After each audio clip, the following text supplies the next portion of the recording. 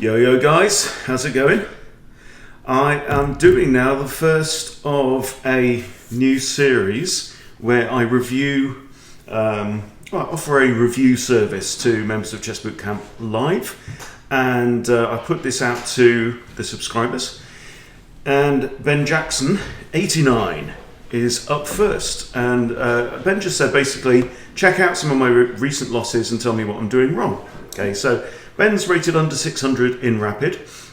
So what I've done is I've pulled up 3 Rapid games, the most recent 3 losses of significant size, and we're going to look at these 3 games, and we're not going to try and pull apart every single little thing and look at the difference between 600 play and 1600 play. That isn't the point. The point is to say, what is the next thing along Ben's particular path to improvement, the path to growth, because chess is a journey, right? And you can't teleport yourself from here all the way up there any more than I could teleport myself to 2200, right? You can't do it. You've got to take the steps along the way. So let's start. We are up against Everythingness from Poland, and it's a 30-minute rapid, e4, e5, the center game. Get in. Oh, denied. Now, this is already a problem because it invites the pawn to push forward. I don't think it's actually the best move, though. I think the best move, just from my Danish Gambit series, is to bring out the knight. However, everything this brings out the knight. Well, I'll be buggered. Okay, and now d5. All right. So we're looking here for glaring issues, right? Pin the knight. Not a bad thing. I mean, this is the good bishop, right? Because as we learned in Craig's most recent middle game session about strong and weak pieces, when your central pawns are on one colour, the bishop of your opposite colour is your most flexible. Okay, kicks probably unnecessary. You know, you're using a pawn here to do a piece's job. And quite honestly, you know, is that knight really threatened? No, it's defended by the queen, it's defended by the pawn. Bishop takes here, queen takes, and black here has lost his good bishop, so no, not really. Retreats, no double kick. Now, how does Ben respond to a knight pin? Same thing, kicking, all right? So, you know, we've already weakened both sides a little bit here. Bishop retreats, you don't double kick, but instead reinstates the pin on the knight by putting the queen in the way, which doesn't do an awful lot to help, but now knight comes in. Are we worried about this move? Not really. Not really. Because we could, for example, we could play knight e7 and, try and remove the knight. Black castles, that's not a bad thing. We're progressing with development. Still got 2 minor pieces to develop there. This pin is still maintained on this knight. This knight is also pinned. Also, notice how we've pushed this a6 pawn, and then we've castled long. So I hope that doesn't come back to bite you. f5, right? This is a pawn break, and you have to ask: is it necessary at this point, or would you be better off completing development before you start doing pawn breaks? Well, we shall see. That's daughter arriving from work, so expect the dogs to go mental. However, there is an immediate tactical opportunity here. This knight is pinned, so if we could capture this pawn, right, then we are attacking the pinned piece. However, do we get to attack it? That's the thing. No, pawn takes. And here we've got queen takes. Okay, queen takes, but my worry is that we've created a tactical problem here for ourselves. If white spots g4, hitting both of these. Now, if g4, black does actually have a resource here, which is to drop the queen back, and then the pawn can't take the bishop because the pawn will be pinned itself against the king. It plays g4. Now, yes, well done, Ben. Good move. Right, but we have a trapped bishop. So now what we have to do is desperado. We have to capture, capture, capture, I suspect. Just first checking that now our queen's on an undefended square, that this knight here can't then move with check, and it can't. It's far too far away. Okay, so no. Okay. Oh, counterattack. Like it. Like it. No, this is good. This is all right, dude. Hanging knight. Okay, so we're attacking another knight. Fair enough. That knight moves. Now do you take the knight? Yes, thank you very much. Oh! And look at this as well. This pawn push comes with an attack on knight and pawn and a discovered check. So how do we lose from here? Let's see. Okay. I'm not sure about lifting the rook. Because, apart from anything else, there's a potential danger here as well.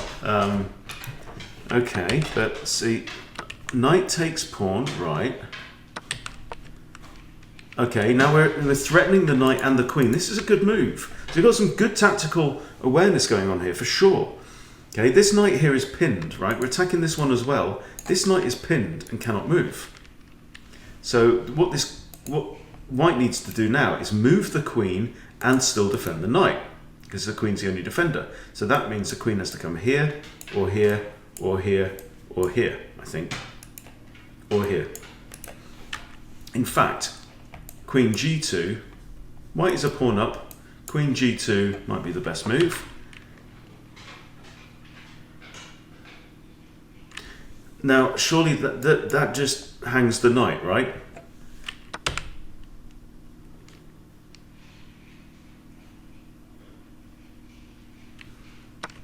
The knight hangs, right? And it comes with check. And you take the pawn. Okay, yes, and we are forking knight and bishop, but the bishop here, we can get out of that by taking here, threatening the rook. Then when you recapture, you've buggered up your pawns on the king side. No, I don't know. And the knight moves out of harm's way and defends the bishop. Right. Should have taken the knight when you had the opportunity. Okay, knight now comes in here where it's attacked once. Attacking the queen. Okay. Now this move is an idea, but then rook just takes, yes? So queen takes, attacking the rook. If rook takes, we get the rook and that. That's the move. No, that wasn't it. Was it? No, because it's only a single check, and now rook can just take, yeah? Oh, we get the rook. Okay, no, that's a similar. Yes. Okay, and now we're +3. We're up, like an exchange and a pawn. So check, yes. Now trade queens, yes. Okay, kicking the bishop away. That is a reasonable kick. What's that? That does nothing. Why don't you take the free stuff? Bishop moves up. But this can be captured en passant, right? The bishop. Bishop. And the bishop runs away and attacks the rook. Okay, so what we've got here is just an issue of scanning the whole board. There's 64 squares. It doesn't take that long to scan. And, okay, drop back. But this is now in line with the bish. So all white needs to do is play knight here with check. If pawn takes, you win that for free. Or, okay, but now king b7 or d7. So now the rook's under attack. Okay, but we still have knight here winning the rook. Okay, white misses that. Lots of tactical opportunities going begging here. This is a check. Moves away. Good lordy.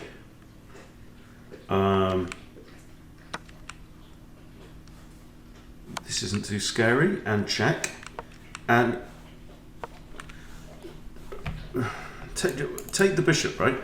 Take the bishop. King recaptures. Then you give check. You're 2 pawns up. Okay, attack the knight. Oh, throw in a check. And the king cannot advance, actually. There's only one legal move. Goes in the corner. Now, rook here wins the bishop, right? Yes. Yes! Now you're +5. How do you lose? I'm curious.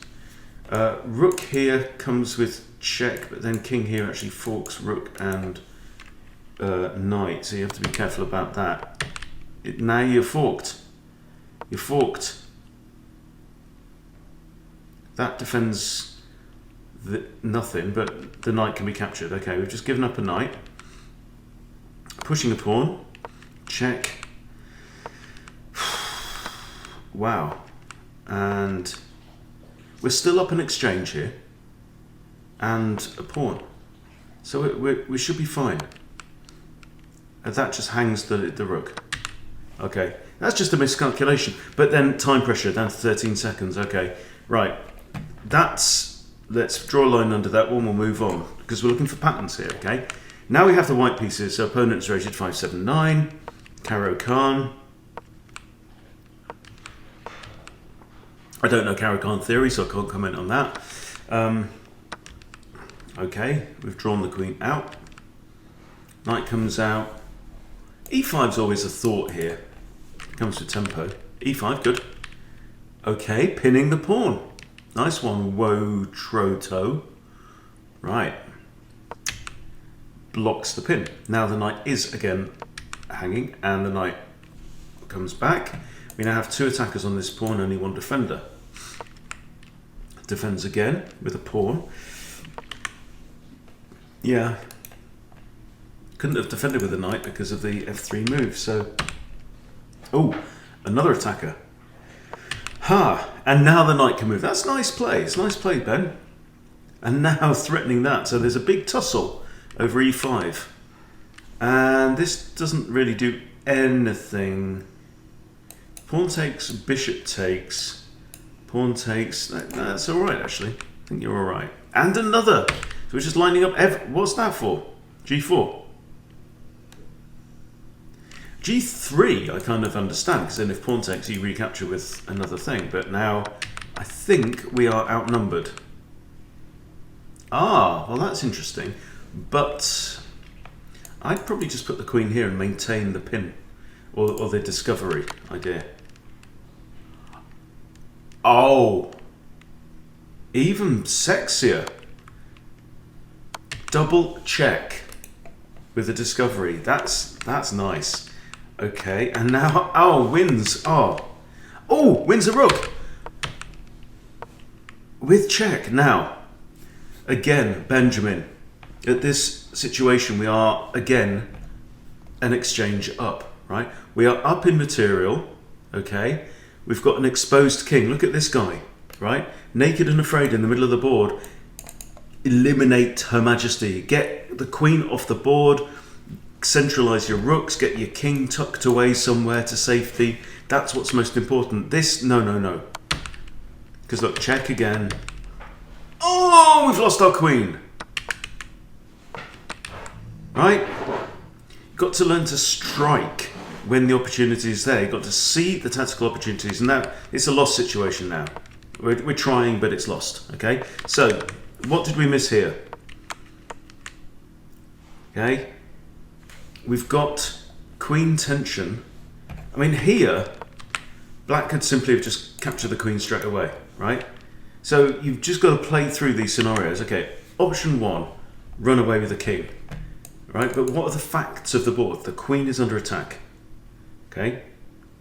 There is tension between the queens. King is in check. How do we resolve this? Take the damn queen. Okay, so that's game number 2. I think we're starting to see a pattern. All right, now we are 5-8-1. Opponent is 7-2-2. E4, E5. Italian game. Did a video on this today. Okay, gioco piano. Mirroring the bishop. And gioco pianissimo. It's Italian for very, very quiet. Okay. Queen. Okay. In general, though, I think there's a little tendency to leave some minor pieces in the box. King now comes in, and this is, sorry, king, knight now comes in. This is now not really playable because we have bishop in there or even knight in there. So, and also because we've moved the queen away from d8, don't think we've got this idea either. Okay, this is good. Swinging the knight round to defend the tender spot that is f7.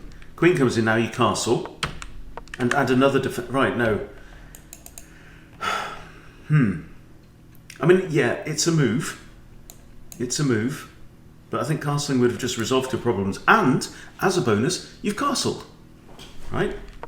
Don't use a pawn move when you can do something that achieves what you want to do without a pawn move, generally.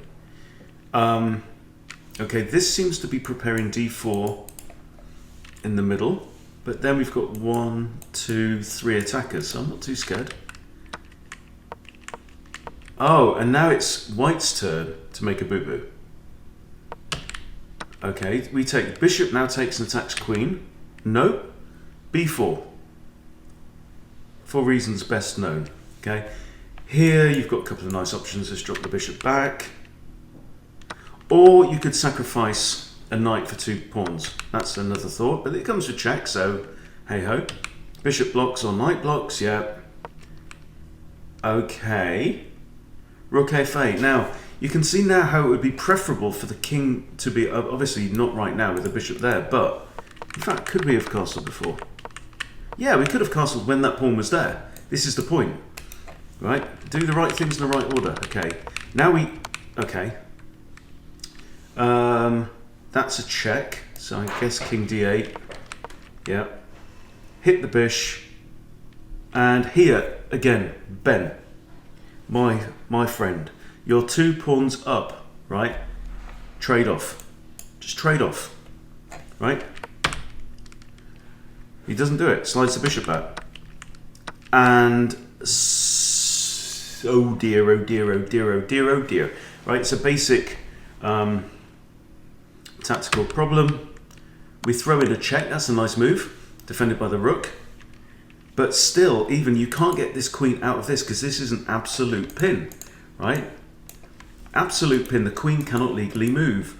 In some situations, you'd be looking to move the queen with check, for example, but you cannot move the queen. That was just... So, you know, anytime you line up your king and your queen on the same diagonal, the same rank, the same file, in line with each other, you always have to say, okay, can something come along and pin my queen? Oops. Right? Okay, so here you should have just taken out the bishop. Okay, but anyway, what's done is done. Oh, well, that's nice. But you are going to lose a rook and a knight. Well, white should have just taken the rook here. But. And now hitting the queen. The queen can't drop back to here. That's an interesting. You come up with some really nice little tactical moves, and then you miss some absolute sitters. So queen takes that, but we've saved. Well, now we've got a king, queen, and a rook all in line. Bishop retreats. Rook takes. And again, there's options for. I think even this looks nice. It's defended by the bishop, but comes with a double attack on the queen. Or even this. Now there, queen takes, then we lose a rook. Oh! Beauty! Okay, we grab a pawn.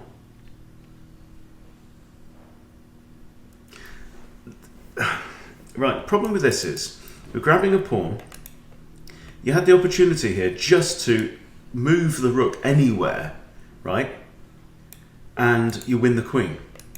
But with this move, now if the rook moves, black takes the bishop. Check. King moves out of check, good, and also moves out the pin. Check again, whatever. Now we've got 2 attackers on the bishop. Okay, that's a nice discovery. And we're very close to mate here, actually. No, it's not mate, it's a queen in it, not a king. Bloody hell. What am I like? So here the attacker is that. But actually, yeah, the queen is dispossessed now with nowhere to go.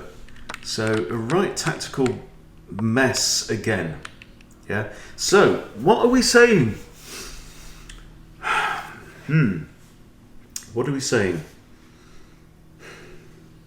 This is a player who definitely has an eye for some good ideas, right? As a hanging rook, for example. However, what you need to do is you need to develop the kind of spider sense of saying, okay, this is now a critical position. How do I ensure that I get through the other side of this position with the odds in my favour? And I think in all three games we've seen some kind of tactical face-offs where it seems to me that you just haven't